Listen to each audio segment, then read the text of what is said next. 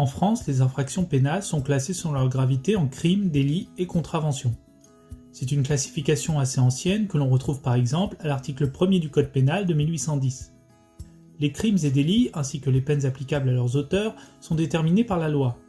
A l'inverse, les contraventions et peines applicables aux contrevenants sont fixées par le pouvoir réglementaire. Les crimes sont les infractions les plus graves qui encourent des peines de 10 ans de réclusion ou de détention criminelle à la perpétuité. Les délits sont des infractions punies par des peines correctionnelles qui vont d'une amende de 3 750 € à 10 ans d'emprisonnement. Enfin, les contraventions sont les infractions les moins graves, elles sont divisées en 5 classes et punies par des peines d'amende allant de 4 à 3 000 € en cas de récidive. La classification des infractions pénales revêt principalement deux intérêts majeurs. Le premier concerne les règles de fond qui diffèrent selon la gravité de l'infraction.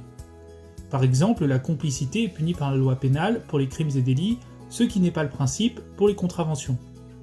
De même, si le cumul des peines est impossible en matière criminelle et délictuelle, ce n'est pas le cas pour les peines d'amende contraventionnelles. Le deuxième intérêt concerne les règles de forme. La gravité de l'infraction va par exemple déterminer la juridiction compétente.